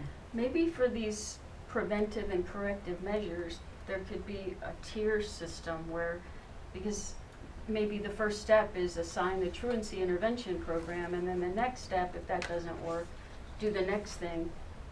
Because, I mean, this is just a lot of stuff here at once. How about if we just change 502 to may instead of shall, and that way they can pick and choose the appropriate level. I mean, you know, legal action may not be appropriate for one case where, you know, counseling to the student may be appropriate. Well, the way it's written, everyone will be taken under appropriate legal action, and we don't need to do that. So 502 would be may instead of shall. Okay. So can I ask this question though, with regards to that?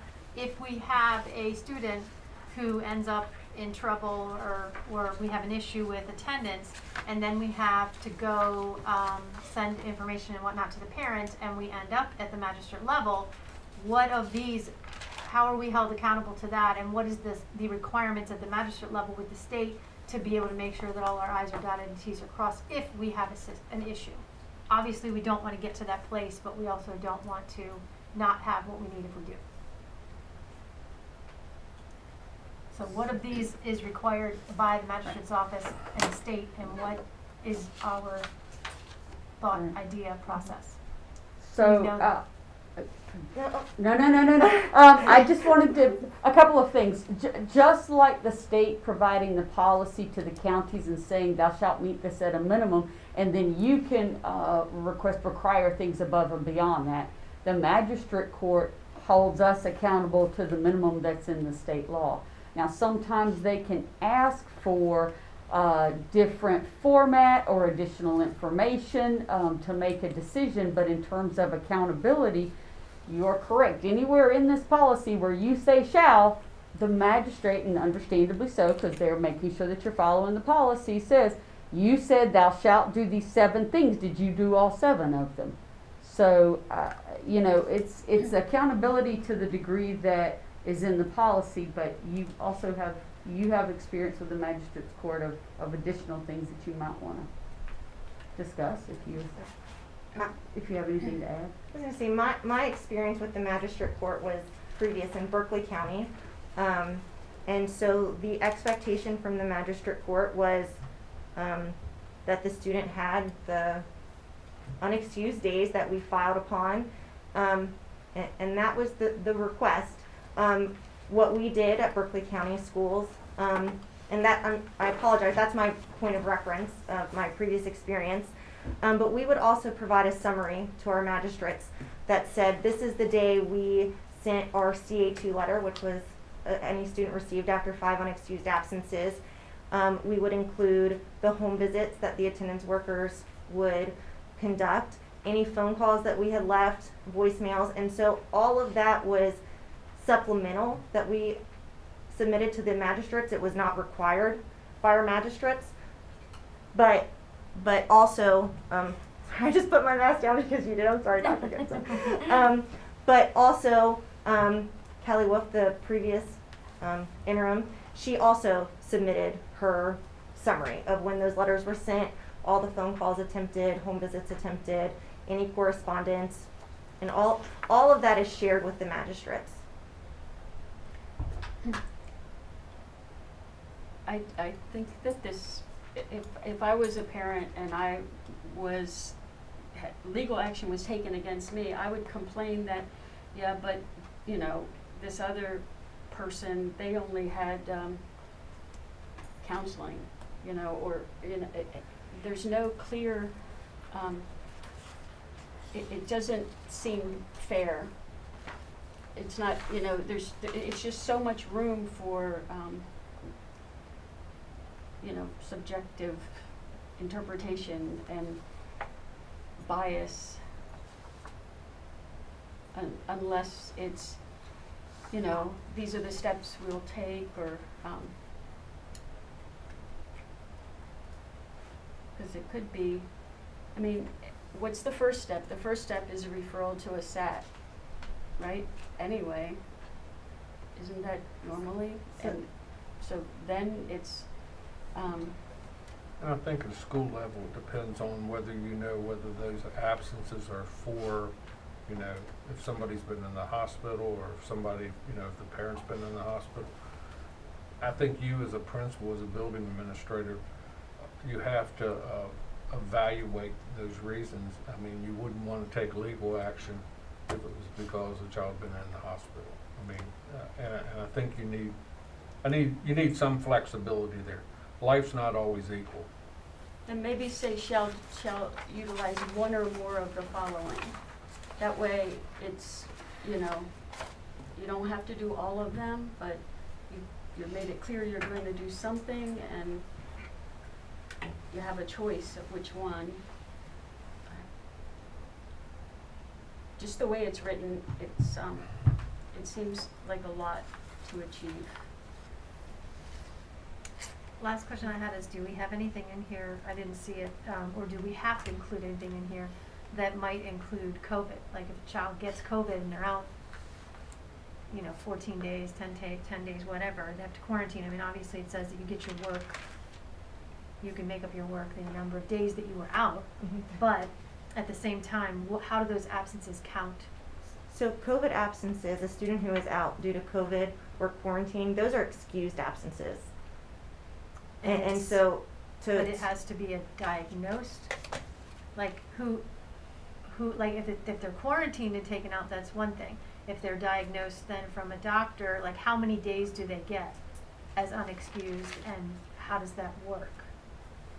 Well, There's not any kind of, there's nothing in here that states anything about it, and I don't know if we should have something in here or not. I don't think it's gonna go away, frankly. Well, right now, COVID is treated as any other illness. If your child was out with the flu, if your child was out because they got a stomach virus, COVID, except for quarantine, COVID is classified just as any other illness that we have. So do we classify the quarantines the same way? If we have to quarantine a child that is not sick and does not qualify for an illness, but they get quarantined, how do we trace that, and what do we call that? It's still excused because we sent them home, correct? So there are, so there's a separate code for that, and the state guidance, there's two pieces of guidance from the state regarding coding for our quarantine students.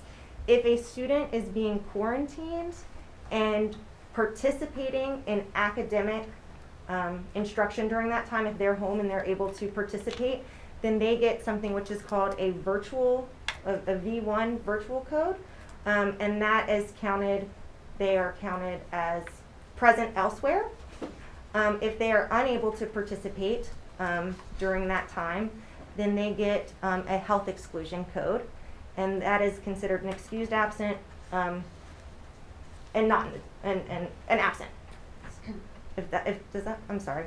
I think I stuttered, but so the codes are representative of what they're participating in during that time, but they're both excused, and that came from the state regarding PEBT cards.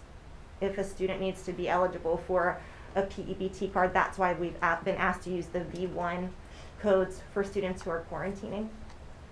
And Lori, just to be clear, our nurses have it well documented who's positive, who's quarantining. So the documentation is there, and that is used in conjunction with Dylan's with Devin's office. So we do keep track of that if that's responsive to your question. I have a question. Are you done with that? I have a different question. The religious holiday, I'm just wondering about like Wiccan and all the other religious holidays.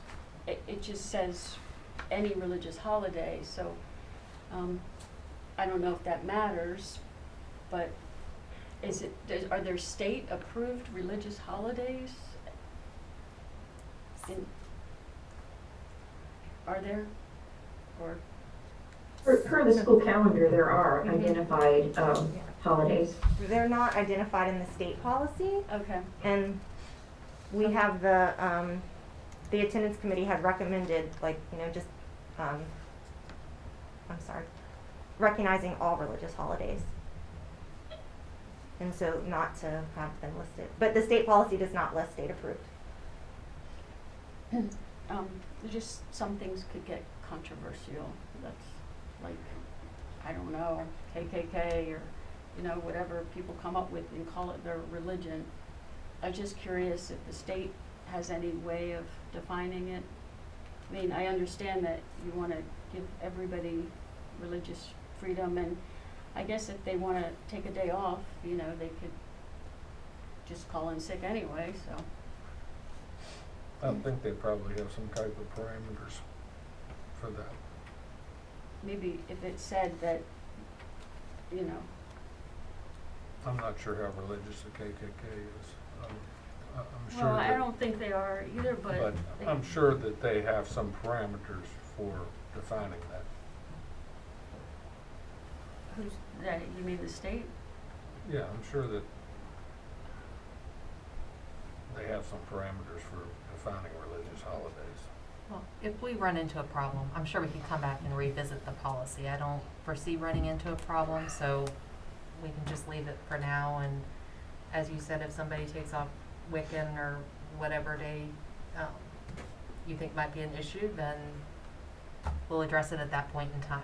Ask for clarification at that point. All right. I do have a quick question, though. It was brought to my attention that some school systems, and I might be way off base with this, but some school systems have it in their policy where if a child is absent, the 10 days, rather than doing a home visit, the parent brings the child to the school.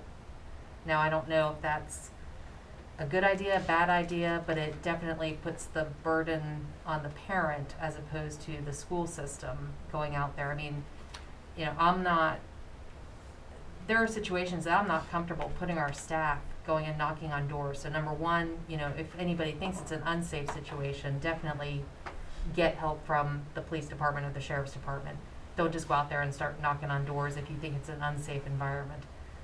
But Ms. White, or Ms. Pearl, have you guys thought about that at all as a possibility, where the parent brings the child to school and that would alleviate the additional positions? Because with these positions that are going out there and knocking on doors, we have a hard time getting staff now. And when you're talking about a position that needs a certain certification for attendance, I'm just afraid we're going to have this great policy, but we're not going to have the people to enact it.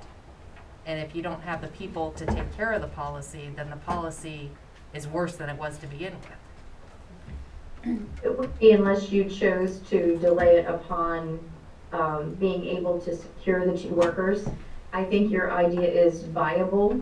I think it would have to be an idea where once you ask them to come to school, if they didn't, there would have to be a consequence at that point, such as if you don't bring your child to school and we don't put meaningful eyes on your child, then we have to go ahead and file for truancy and make a mandated report of educational neglect for not bringing your child to school. So I think we would have to do that so that parents would take that seriously and would understand that we care about your child and we want them to be safe. So the other concern I have is, just can they get a ride into school? Could some of them be able to do that? And it still may mean that we end up doing some home visits And there would have to be, I would think, some distinguishing factors between when does that occur? You want it to be fair. Well, I think that if it's a serious situation, then going into the home, you're gonna have more of an opportunity to see what's going on. You could see that they're living in filth, there's no food, there's, you know, all the kids are in the corner, or I don't know, you have a better opportunity. And if it gets to the point where there's 5 unexcused, I don't know. I just think there's a big difference between bringing them in and going to visit. I mean, how many kids are we talking about anyway? Is it possible to have a meeting with the prosecutor's office and Matt Harvey or whoever else works for him, whatever, to be able to look at some of these guidelines, especially for the truancy that we have suggested, the shall and the must and the may or whatever, and come up with a plan and a guideline that we can maybe partner with them to where maybe they, rather than hiring 2 positions here, we may have some additional help or resources to deal with the outlying issues, and then shore up our reporting system for how we're actually communicating the data from one school up to the top, and you know, what are we doing with it, how are we tracking it, and then have it reflect in this policy a little bit more comprehensively, so our bases are covered because we have actually gotten guidance from the people who hold us accountable to the guidance. I think that's a good idea. I mean, I contacted the magistrate office to ask them how often we're there, and it's an hour a month because the hearings are 10 minutes. I mean, that's just for the magistrate's office. So it's not like you've got somebody sitting, going to court every day. And so it made me wonder, well, how many children are we actually thinking about, you know? To ask for 2 positions, it's like, well, there's going to be hundreds of kids. And anyway, but I think it's a good idea to get clarification because I think that they might want to have input, because it's my understanding that they weren't getting the reports the way they requested them previously. So I don't know what the issue was, but maybe they would like more information when the school system makes reports. Madam Just be President, careful. is it better to withdraw my motion of a second, or is it better to call for a vote? Well, we can call for a vote, but just one thing I want to caution you on is the training that we just went to down in Charleston for the School Board Association. Going into the magistrate's office and getting information and doing your own investigation. Remember, we're just, as a person, we're nobody. I mean, it's as a board, so I'm hoping they're not giving you. I didn't go as a board member. I just asked how it works, how often does the schools, you know, I didn't go as a board member. Well, remember they said there's no distinction between you and a board member. I mean, so just be careful, you know, doing an investigation on your own individually. Yeah, I didn't do an investigation. I just asked how often it happens with, you know, when parents are asked to go to court. Okay. But I think it would be good to get the whole picture, talking to Matt and finding out their policy, what they expect. All right. So, Ms. Ogden, are you saying you want to? I will say that there were on the committee people from the prosecutor's office. So they have seen everything. But they haven't seen the changes after the committee came up with something and then it was changed from may to shall and things like that. Is that correct? Or has the committee reconvened and gone over the latest version? Correct me if I'm wrong, Devin, did you send out the second version to the committee? Because I know we sent out the first one. Yes. It's been So shared. they have that too. I'd also like some feedback from them on what they may be able to add or help with along with those positions instead of just hiring 2 more positions since we've already had budget season.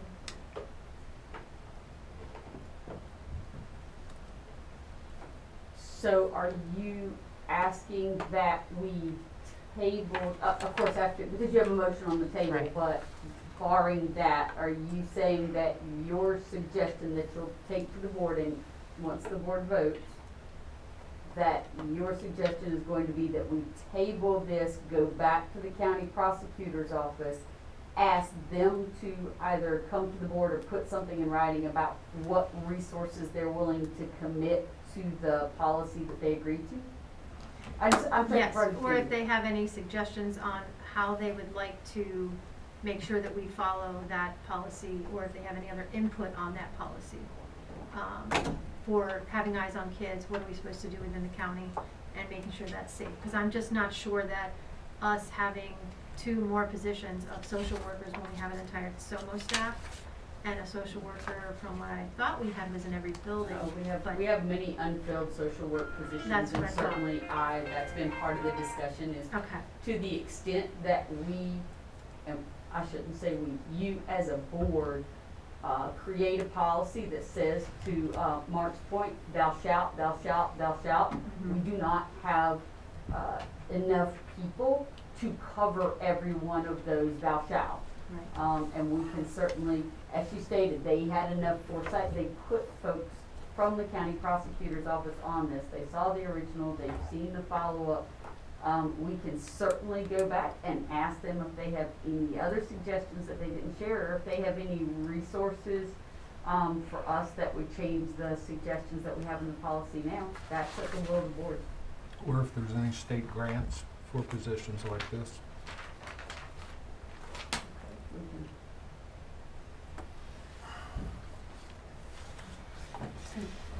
It seems to me that this is a pretty complicated thing you're getting ready to go into. And I don't care what you do with it, there are gonna be some things that are really good, and there's probably gonna be some things in there that are really bad. Not because it was poor or anything, it's just the way these things do. You have to get into them and get kicked around a little bit before you figure out, okay, this is what we really need to do. So, I mean, sitting here and listening to all this stuff tonight, that's fine. It gives you some ideas of what to listen to, or what to look at, what to listen to, and all of that.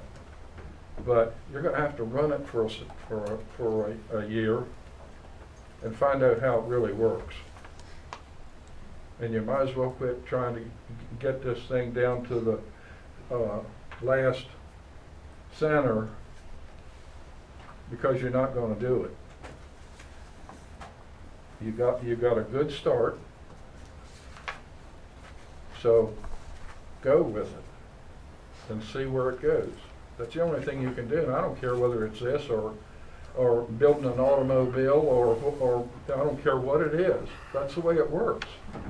You can't make it perfect the first time.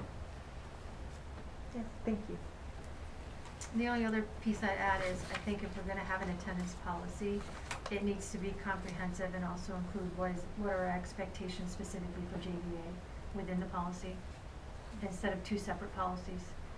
They are our students and they're part of our population. So I think if I was a parent and I went to find the attendance policy for Jefferson County Schools, I would want to see what it included for my child, no matter what my child was in. And if they're in JVA, they're still part of us. So I need some kind of a breakdown as to what are my guidelines. And if they're the same, it just needs to state how it's the same. What does it mean for that? Thank you. So Ms. Ogden, are you amending your motion to table the approval of the draft attendance policy? Yes. All right. Mr. Cable, do you second her motion to table the attendance policy?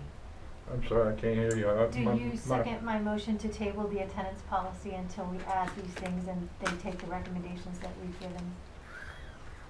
Okay. All right, so there's a motion on the table to table the approval of the draft attendance policy. All in favor say aye.